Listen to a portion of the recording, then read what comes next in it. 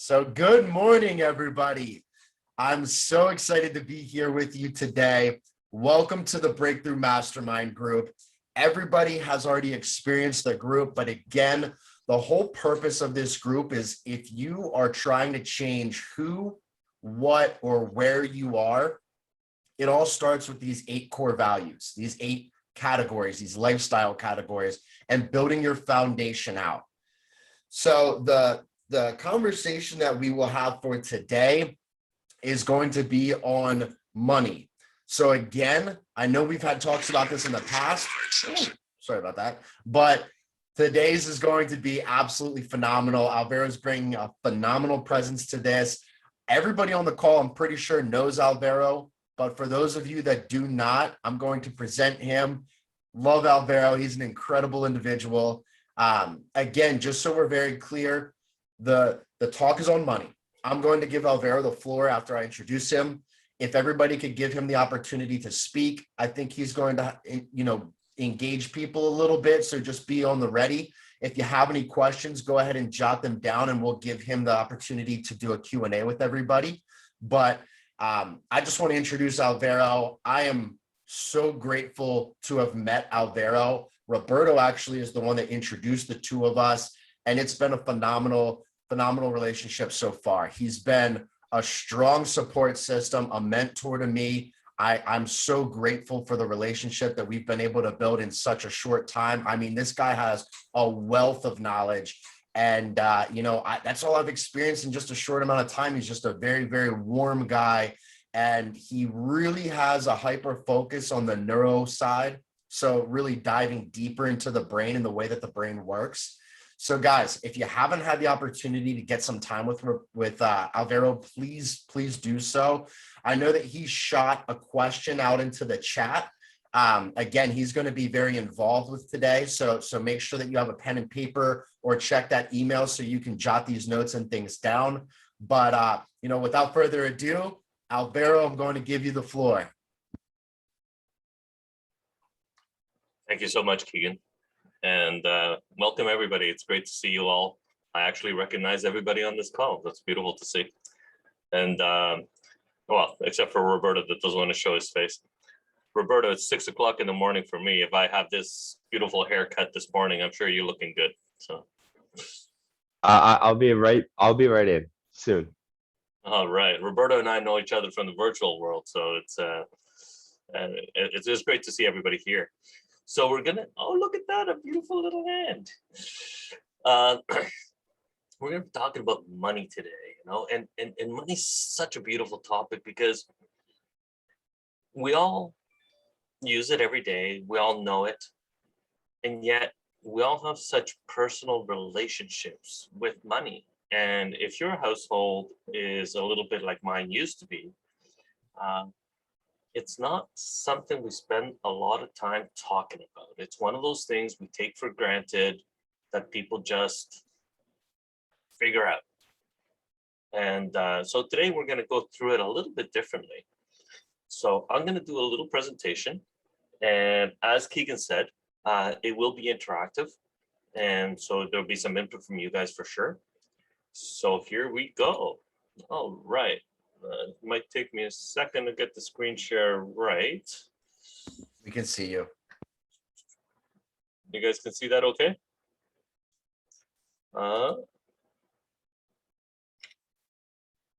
Sorry, guys.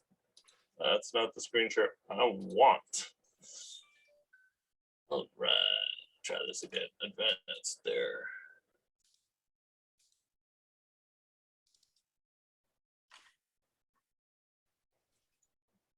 All right, well, we're just going to go with a regular screen share.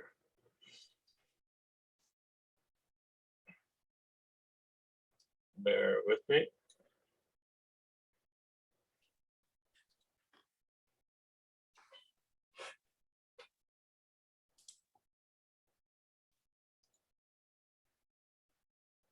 All right. So you guys are seeing the presentation now? Yes, everybody sees the presentation? Yes, yes. Excellent. So money. For those of us who are A little bit older, we may recognize this picture of Liza Minnelli and Joel Grey. Money makes the world go round. Great musical. I love it. Well, it also makes your neurons go round. So, what is money? And I've got here little pictures of what we use as collateral or money around the world over the ages. And we go back even further than these shells. You know, we have probably all sorts of different bones and things that we use to exchange. So what is money, and what is particularly money to you? So this is where I'd like to hear from you guys a little bit.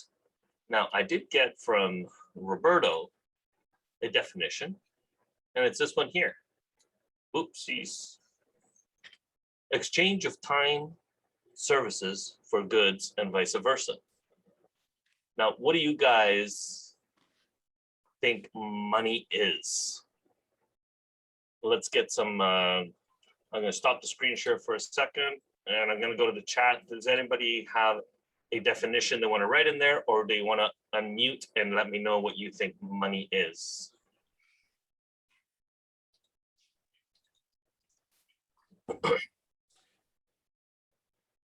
So I know that we've had this conversation briefly, Alvaro, but to me, money is that common denominator. And one of the things that you and I touched on last time was that, you know, and with your pictures, that if I wanted to trade chickens, you know, for a cow with Matt, and he's in Florida and I'm in Virginia, I'm not going to just, you know, UPS some chickens to him and he's going to send me a cow. So the money is a common denominator that we can use as an exchange form. And yeah, so I'll stop at that. I'll let other people share their thoughts on it as well. Great. Well, I'm guessing all of you have used money before. You have an experience with it? Go ahead, Marlene. Go ahead, Marlene. I wrote down that it's just a necessity of today's world. You know, from the time that I was little till now, money was something that we were supposed to be cautious with, that you were going to have to work hard in order to get it. And you were always going to be buying something with your money. Excellent. All right. How about you, Ashley? What's money mean in your world? Money to me means freedom and peace. Being that, you know, it allows me to pay my bills and take care of my boys. And then, you know, the freedom to do fun things, recreation, you know, the extras as well. Okay, excellent. How about you, Matt? Money means Jewish guilt. No, if I don't have enough of it, then I feel guilty that I'm not doing enough, or, you know, can I pay all my bills and enough of a nest egg and things like that. So for me, it's more the psychological than actually doing it. Also, if the piggy bank goes down, at that point, I feel guilty about it and I need to get it back up again. So like Cindy says, money changes everything. All right, Roberto, I've got yours. So let's go back to the screen share here.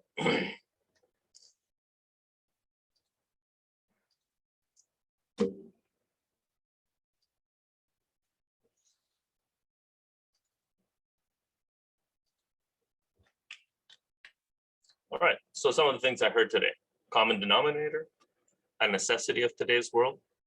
You have to be cautious with it, work hard for buying stuff. I heard guilty. It changes everything. It gives you freedom and peace and pay my bills and provides for those we love, and we can do recreational thing. So I'm going to go back to my definition down here. A common denominator that simplifies the complex communication of trade. Simplifies communication. It gives us something that doesn't require for us to rack our brains on how do we make this equal, the common denominator. Other animals don't have this necessity. Other species, a lion is not going to trade much. It's just going to chase that zebra and kill it. And then it's going to, make sure the birds stay away and other lions stay away until they're finished eating. It's a pretty simple transaction. We're much more complex than that. And it's one of the things that has allowed us to move past simple trade. I have peppercorn and I want fish. Well, if the fishmonger doesn't want peppercorn, I have a problem, right? So what is money? I believe it's a common denominator that simplifies the complex communication of trade. So let's hang on to these definitions as we move forward here. The neural system, okay, is our lives. What we experience, okay, is a constant neurotransmitters running through our neural system. And this is what creates our thoughts and our emotions, allows our bodies to function. Okay, so our neural system truly is our mind. Okay, so how does that play into our definition of money and our relationship with money? Well, let me give you a little bit of crash course just on some simple neurotransmitters. These are not, it's not an exhaustive list. I'm not a neuroscientist by any stretch of the imagination, but I can share this with you.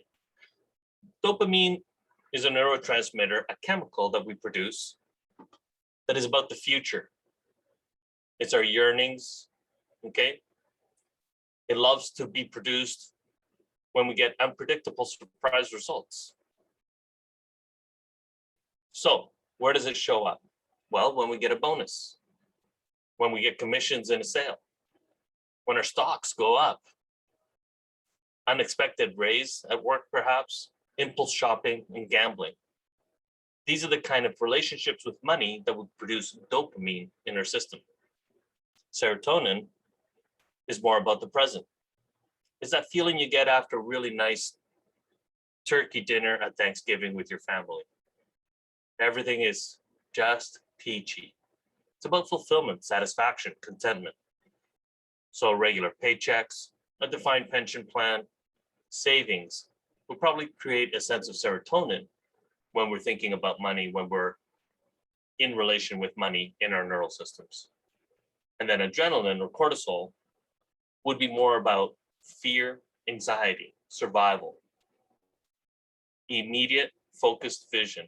So adrenaline is produced when we are in danger, when we're competitive, and it is absolutely essential for survival. And at the same time, we want to make sure that all of these are kept in mind, because regulation of our chemical biology is key to having a healthy and excellent perspective on everything we do, in this particular case, money. Okay.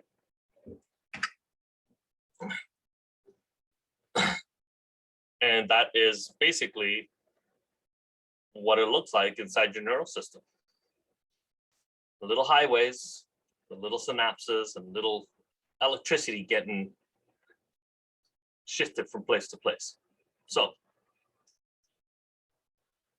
what does this picture, and you guys can all unmute yourselves here, what does this picture represent when we think about these things? Dopamine, serotonin, or adrenaline?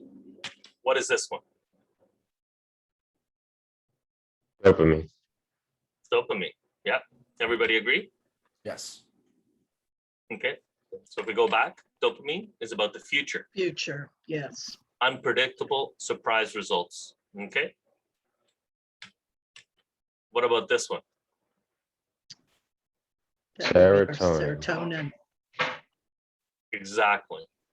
Satisfaction, contentment, fulfillment.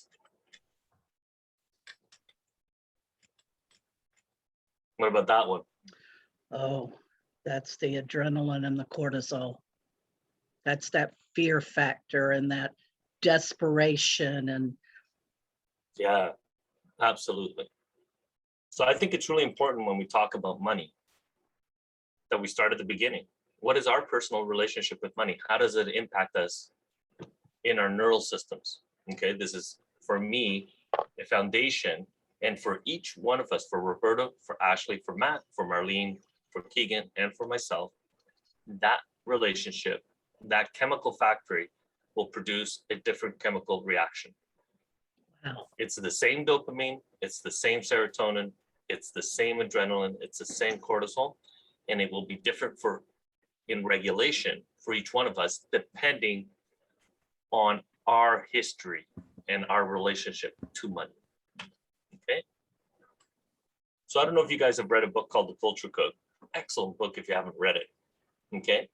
But one of the ways that this guy goes to define a culture code is he takes people on a regression journey. Now, we're not going to go deep here, but I want you just to take a second here to recount your earliest memory of money.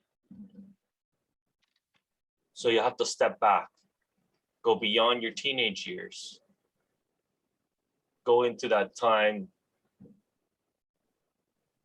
in your early years, 4, 5, 6 years old. Can you recount your earliest memory of money? Can you recount figuring out that there was this thing called money? Mhm. Okay, write it down.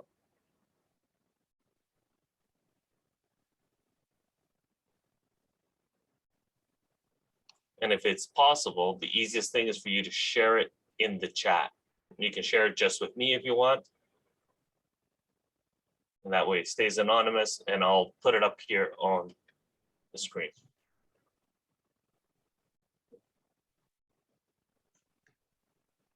Your earliest memory of money.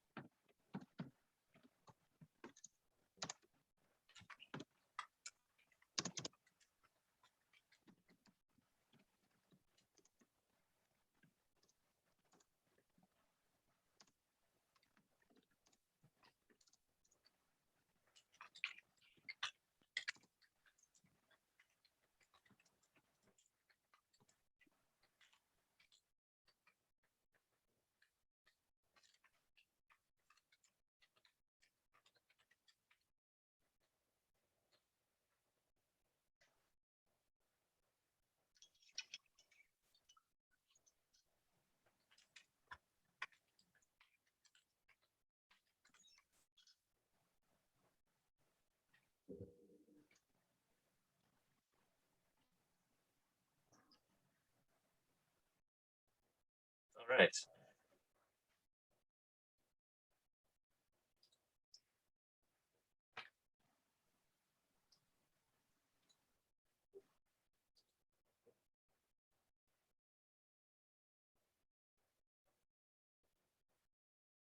Whoops. All right, come back.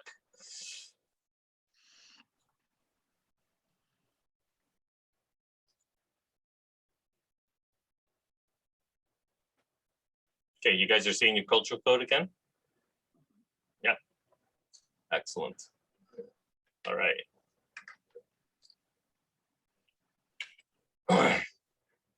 Oh, I'm having it. Sorry, just a sec.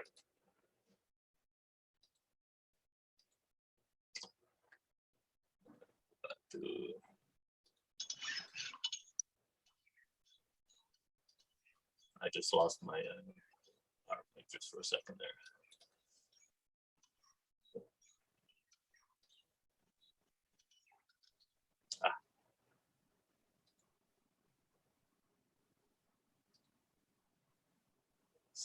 There we go. I got it back.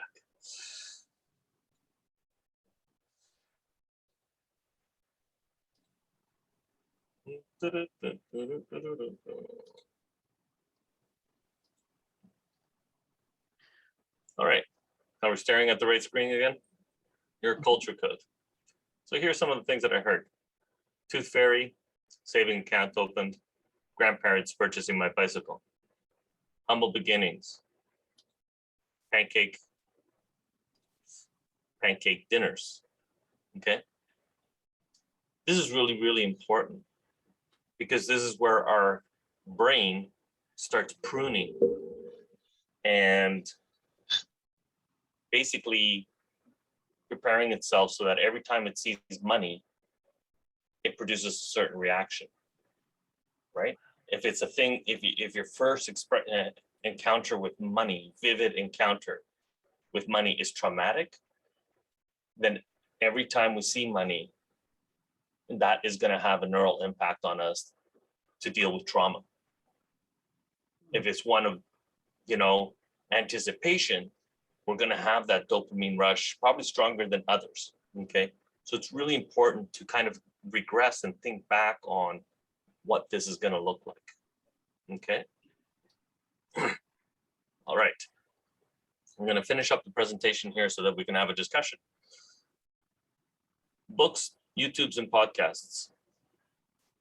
If you want to learn more about this, Andrew Huberman is my man crush. The guy is amazing. Easy to watch podcast. He started interviewing some people now, like Matt Walker. Marlene, you were talking about sleep. Matt Walker is an amazing guy. Molecule of More, such a powerful book. This one's all about dopamine and truly, what does it do in our worlds, personally and as a society. Richer, Wiser, Happier is a phenomenal book to really maybe test your perspectives of money by listening to the stories of some of the greatest money makers in the world. Mhm. The Culture Code, amazing book, which will really teach you about this regression as a foundation for figuring out what is it that we have a relationship with and how do we have that relationship. And It Didn't Start With You is a phenomenal book about the capacity of our species to write a diary in our genes and pass it along and the impact that that has. In other words, if you are the child or the grandchild of a Holocaust survivor, you can be triggered by very similar events than your grandparents had in the trauma of being a Holocaust survivor, if they were Jewish and interned. Okay, phenomenal book. Okay, and then I'll just finish off with, that's who I am. Wired Execs, I am the Wired Coach. And I hope I left us with some food for thought for great conversation. The floor is yours, Keegan. Alvaro, thank you so much. I think that some of the big takeaways, and I would love to hear from everybody else, but it's really interesting. Again, Alvaro brought more of a neural component to money, and oftentimes we don't really think about money like that. There are certain affiliations that we have culturally, even geographically per state, depending on where you are, it could be a little bit different. If you're in Baltimore City in Maryland versus, on the countryside, the concepts are different. So definitely brings a lot of different things to mind. I would love to hear what your thoughts or takeaways were from what Alvaro said. Matt, I'm just gonna shoot it over to you. I'd love to hear some of your thoughts. Well, it's very profound, the different psychological events. Actually, I was taking screen captures, so this way I could sit there and refer back to it at some point. But I'm happy to share the PowerPoint. so ultimately, it's all perception and perspective. Somebody could be rich and think they're poor, at least financially, or somebody could be mentally rich and be financially poor. So also by having, money allows you to establish a certain level of living. And so you're not homeless. And so, money, that's why Cyndi Lauper said it, or, to quote Puff Daddy, it's all about the Benjamins, baby. So ultimately, that is a part of society. And it's stressed through the media, it's stressed through culture. If you have too much of it, you're considered a success. If you get too little of it, you're considered a failure. And so ultimately, how do you perceive it? And is it everything? Because there's certain things that money can't buy. So, even though it's a tangible, it's not a tangible for everything in every facet of life. Those were good points, Matt. Thank you. Thank you for sharing that. That brought up a couple things to me as well, but I would love to hear from everybody else, Roberto or Marlene. What are your thoughts? What are your big takeaways from some of the things that Alvaro shared? Matt just said something. You could think you're rich and be poor, or be poor or be rich and think you're poor. What if there was another factor in there? What if you are poor? You think you're poor, but at the same time, you feel rich, right? And it's the same thing, basically, as being poor and thinking rich. But I think that played out in my life a little bit differently, because I'd never thought I was rich, but I feel like I can be, and I'm just on the cusp of it, or that it's part of the destiny that I'm living in. To reference the content, I think that the attachment in my DNA is something of like, it is not easily found. I can't get it that quickly. You must work real hard, and you can't spend it on fun things. You're not allowed to. And I think I grew up later in my teens when I got my first jobs, overcompensating for the lack, and doing and spending money while trying to save it, not having a cohesive mindset on what to do, because my parents were wrong, and I felt right, but neither were right, and I still sometimes struggle with that.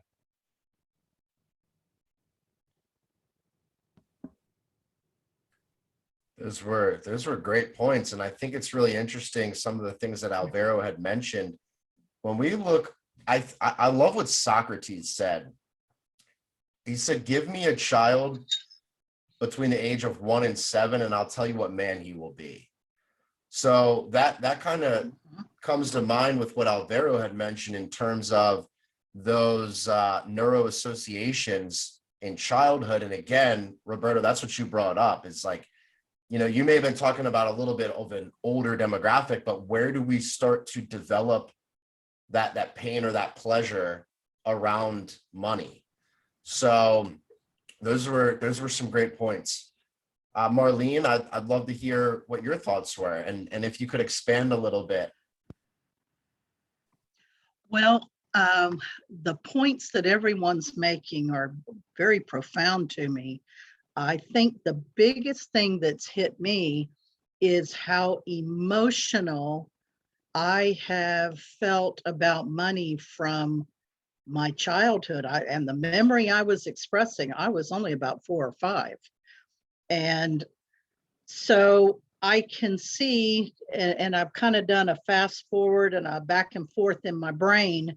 I can see how I've always been like this, back and forth, very emotional on the idea and the concept of money. And, you know, I was taught from a child that you have to have work ethic. You must have work ethic because you can't get anywhere without working hard and getting that money. And that's a whole nother emotional thing as well. Because then for me, I felt like I had to be a man. And so I went sometimes that extra off track. I don't know how to explain it, but yeah, very emotional. Yeah, and it's again back to, thank you for sharing that, Marlene. Back to what Alvaro was saying and being that common denominator. It's so interesting that we can bear all these emotional responses around something that is just a tangible item, right? It's just what we're using as that common denominator. So if you can kind of change your perception and thoughts about it, you can change the way that you're reacting. Ashley, I'd love to hear what your thoughts are. So, hold on, mommy's talking, okay?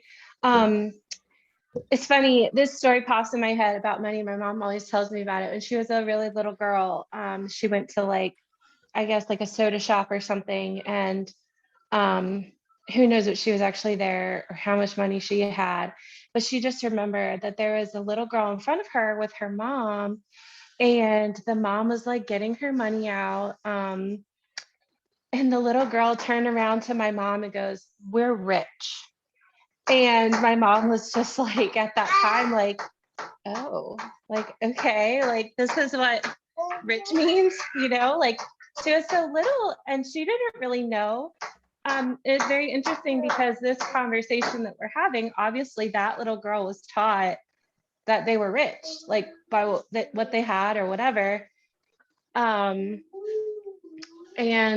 unfortunately, I didn't have the mental capacity to really focus in on the PowerPoint, but I'm looking forward to it. But the only other thing that really stuck out to me was growing up. Anytime anyone would ever come to my house, they would always be like, "Oh, your parents are rich because you have a big house."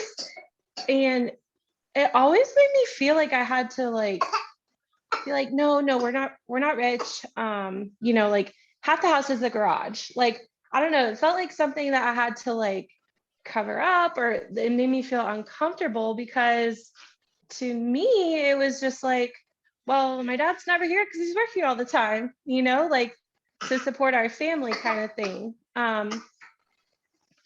So interestingly enough, that has sort of carried on into like my adulthood. I've had situations where, I mean, don't get me wrong, I don't live in a gigantic house or anything, but I've had situations where people have felt uncomfortable coming to my house because I have worked hard and have nice things. So I don't know, I guess it's that just like you said, like growing up, like you get that impression. And then I guess the only other thing that came to mind was like just that, you know, I would rather live in like a shack if that meant that I was going to be happy. You know what I mean? Like it's just if it ever comes down to a point in your life where that's where you're at, then that just shows that, you know, you should reevaluate because, you know, I don't know. Sorry. Hopefully that brought some value to someone. Yeah, no, those were great points, Ashley. It's funny. I posted this today and I wanted to share this, but this is a quote. Happiness doesn't depend on what we have, but it does depend on how we feel towards what we have. We can be happy with little and miserable with much. So I think that's relevant based on what you just shared, Ashley, because again, it comes back to that perception, you know, and I'm sure Alvaro can touch on this a little bit more, but has anybody else here ever done any research on the conscious and subconscious? Little bit? Okay. So Napoleon Hill discreetly implements a ton of this work in his book, Think and Grow Rich. And essentially you can think of the conscious like the gatekeeper.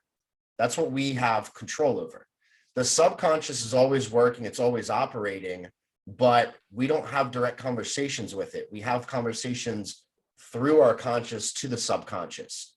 So it's really interesting because you can program your mind at any point in time.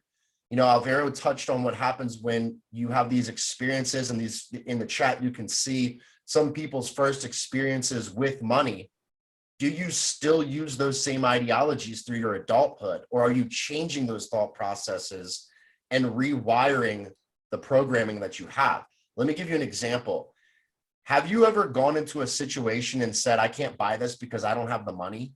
But really, if you looked at your bank account, you actually did have the money. What does that say to your subconscious? You're basically telling yourself that I don't have the money. You're coming from a finite resources standpoint when realistically you do. It's just your value of the money and where you see it best spent. So going on a little bit of a different tangent, it's really interesting because somebody else had mentioned this before, and also Alvaro did a phenomenal job of bringing up, you know, the present and the future and how our brain reacts to this. But if you think about the past, the present, and the future, and how this ties into money, look back to your past. Look to what Alvaro shared with the childhood and your first interaction with money or memory. How does that support you? As Marlene said, what emotional responses are elicited through this? When we look at our present, it's again, using that conscious and the subconscious. What are you telling yourself about money? Are you coming from a standpoint of abundance or from a lack thereof? I, again, really like what Napoleon Hill said. And he said that you can imagine this like a river. And you are in your own canoe and you have your oar and you're going down this river. And at one point you come up to a fork in the river, and one path goes left and one path goes right. And the path that goes left is the path to riches. And the path that goes right is the path to poverty. And the interesting thing is that you can choose whichever side you go to. And I'm sure all of us here have been on both sides. But what are you choosing right now in the present? What are you feeding yourself? What are you telling yourself to help you through the future? And again, that's that third component, is the future you. Alvaro, I think you want to share something. Go ahead. Well, you know, what we're talking about here from a neurological standpoint is the brain, the neural system inherently is lazy. And by that, I don't mean in a derogatory bad term. It's lazy for efficiency's sake. So once we have an experience and we are wired a certain way, we get into what Keegan is talking about, the subconscious. It becomes subconscious because our neural system no longer has to be conscious of it in order to process. Okay, and there's the difference, is that if we actually have to think about it, like if I had to think about moving my hand every single time, then I'm spending all my energy, which is limited in resources and real estate. You know, our neural system has a map, and if we're using it for simple things, then we can't use it for complex things. So our neural system is lazy by nature, and what it does is it is in a constant state of pruning. So especially in our first 25 years, but more so in the first 7 years, it is actually making as many mistakes and experiencing as much as it can in order to figure out which wiring it should keep. And the ones that it doesn't keep, it prunes, and they're literally gone. So the regression of the culture code, going back and thinking about what are the traumatic events, and trauma can be good trauma as well. What are the events, the strong events in my life that gave me my relationship with money? And it's really important to know those, because you need a baseline to say, okay, I'm going to take that out of my unconscious mind, bring it to the forefront and study it a little bit. And then I'm going to introduce a new traumatic event to rewire my brain. So I can think in abundance. So I can think, at the end of the day, guys, money's an imaginary construct. It isn't a steak. It is not a loaf of bread. It's not our kids. Money is an imaginary construct. We make it up. So there's as little of it or as much of it as you can possibly imagine. Can you imagine owning a Learjet and being one of the people that goes up with Bezos to space? If you can't imagine it, it's really hard to make it a reality. Your brain needs imagination in order to construct that future. So it's an imaginary construct. And the only thing that, particularly here in North America, the only thing that keeps us from abundance is our imagination. And that's the difference between Warren Buffett and Charlie Munger and us. Is that it's not that they came from massive amount of education, a massive amount of wealth, but they just imagined their relationship with money and the world materially very differently than we did. So, they'll tell you simple things like, don't live within your means, live below your means. Why? Well, because that's how you create wealth, and that's where you find true happiness. Living below your means is where you find fulfillment and happiness, regardless of what your means are. So if you always need to eat your plate plus your neighbors, you're always going to be wanting more and never satisfied. But if you can, eat 2/3 of your plate and say, I'm going to leave a little third for after my TV shows, or I'm going to share it with the guy next to me that looks really hungry. That gives us something to look forward to. It gives us a sense of joy. It gives us warmth, right? So that imaginary construct has real impact in our lives. And money is not the only imaginary construct that is like this, but it is probably the one that is most prevalent in our lives. You touched on a couple things, and specifically on the imaginary, money is imaginary. And the difference between a billionaire saying live below your means and then what they do is it throws me off, because it's a fine line between reality and these beliefs. Because it feels like either a strong trip or psychosis to think that we would be able to do that, right? To have that fortune in life. So taking advice from mega millionaires or mega billionaires is kind of hard, and I do it, but it's kind of hard because you are planted and you're grounded in reality. Is that Roberto, is that because you're thinking about the result as opposed to what's in front of you right now? Like for me, if I hear somebody say, don't live within your means, live below your means, and it will provide this and this and this and that in your life. These are the feelings you're going to experience.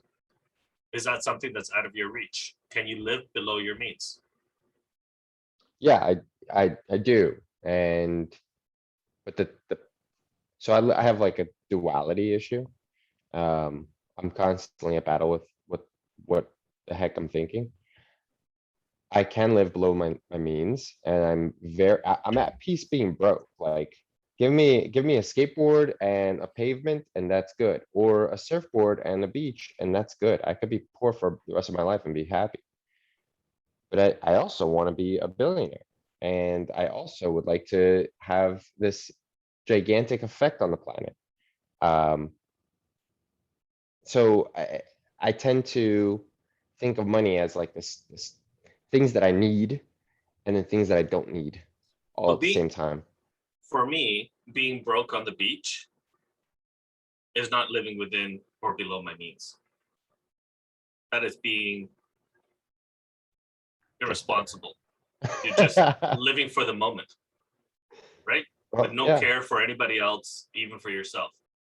Because living below your means would say, I'm going to live on the beach for the summer because I've squirreled away 10% of my earnings and invested it, and it's working on its own while I'm on the beach. Right. That's the duality issue. I'm like, I don't care about it, and then I care so much about it. Yeah, I think we need, personally, I think we need to care very deeply about it because it really defines what we're doing here on this planet. That's me. Yeah, I have a couple things to interject here. So one of the things that stood out from Alvaro is a Walt Disney quote. And I love this quote. Imagination is the preview to life's coming attractions. Imagination is the preview to life's coming attractions. And Alvaro said that really well on the topic of money. What is your construct of it? How do you envision yourself? Can you see yourself on that jet or can you not? You know, what are you imagining in your head for that future? One of the other things was, I don't know if they still do this, but I lived in Hawaii in 2011. And at one point in time, California's government would actually purchase, and this is to Roberto's point, they would actually purchase a one-way ticket for people from California to fly to Hawaii. And if you're in California and you're, you know, California is nice, don't get me wrong. But if I had to pick between California and Hawaii, climate-wise, I mean, Hawaii is 75 degrees all year round. It doesn't get snow unless you're on the very, very tops of the mountains. I mean, it's a no-brainer. I'm going to go to Hawaii, absolutely. You know, but that's again, that reference between the present and the future. But look, guys, we do have to close out. So before we do, I would love to get everybody's input on one question. And then again, this came up from the conversation between Alvaro and Roberto. You know, we've talked about, and Alvaro mentioned that there can be good trauma towards money as well, very much so. But to end on a good note, I would love to hear a positive memory or a good memory that you've experienced with money. For everybody on this call, what is one positive or good memory that you have around money? Maybe you were able to purchase a first home, or maybe you were able to help a child, or maybe you were able to invest in something. So if we can just go around, I would love to get that from everybody. So Matt, I'll start with you. What is one good memory around money?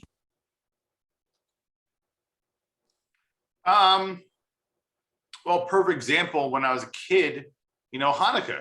So you'd sit there and you had all your relatives, and, you know, you would get presents just for being a kid, you know, and so, you know, and that's why I always look forward to the holiday season, because it meant getting gifts, getting toys or presents, or whatever else. So money elicited, you know, that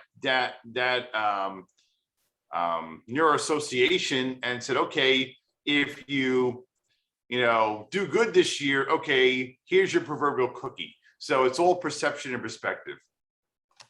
Love it. Marlene, what's a good memory that you have surrounding money?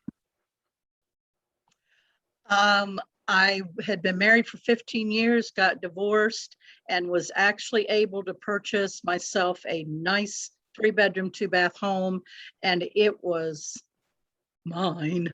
So, yay. That was cool. That's a fantastic memory. Ashley, I'd love to hear what's a good memory for you.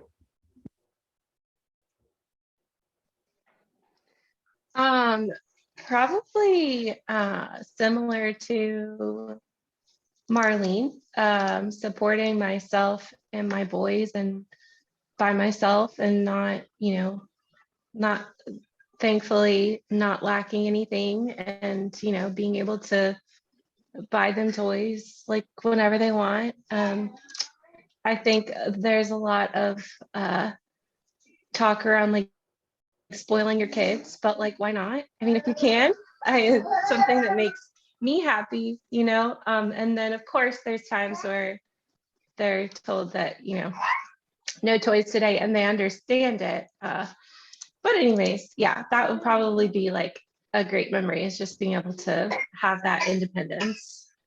I love it. The independence is crucial. Roberto, what's a good money memory for you? You're muted. I know that Alvaro would say something about it, but it's running out of it. That's a good memory because I can find it like that with the skills that money has pushed me to learn. That's a good awesome. memory. What did you say? Money out of it? Is that what you said? Running Out of it. Okay. Okay. That's great. Yeah, having no money was a good memory. And then Alvaro, I'd love to hear one of your fondest money memories. In 2009, I was basically bankrupt. I had to close my restaurant. And as the water went down the drain, the money went down the drain. A friend of mine had lent me money in that process of trying to stay alive.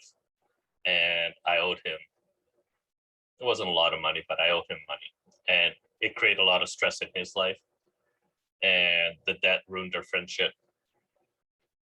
And then about 10 years later, I was able to pay him off with interest. And I think that for me, that was huge. I didn't get the friendship back. But I'm at peace knowing that I've done the right thing and that I've made things right. And I think that that's probably my best relationship with, as an adult and experience with money. That's a crucial one. It's really interesting because when I think about the relationship component for all people, I guarantee that everybody on this call has one relationship at least that probably ended in a non-positive fashion, whether that was a friend, a family member, a loved one. Maybe we said something that we didn't mean. Maybe there were words we wish we could take back or actions that we could replay. But to be able to be in a situation where somebody loves and trusts you enough to give you a fair amount of money when you're in a hardship, and to be able to pay that back, even if it's not the next day, even though it's sometime down the road, that says more about your character and being at peace with yourself. And though Alvaro shared that he didn't get that friendship back, I bet you sleep better now. I bet you're at peace now because of that experience and the way that you were able to conduct yourself. And ultimately, that's all we have control over is how we react to things. So that's a great story. I'm curious if anybody else has any last minute questions, comments, or thoughts before we hop off. No, but I have to bounce. Thank you so much, everybody. Keegan, Alvaro, I'll speak to you guys soon and enjoy the rest of your week. Thank you, Roberto. Anybody else? No? All right, guys. Well, look, thank you again so much for your time today. Again, special shout out to Alvaro. Thank you so much for your participation, your thoughts, and the PowerPoint. What I'll do is I'm gonna shoot you an email here shortly. I do have another group that I have to jump on right now, so bear with me, Alvaro. We'll talk here shortly. Everybody else, thank you again so much for your time. If you need anything else, just let me know. I love you all. Have a great day. Thanks, everybody. Bye.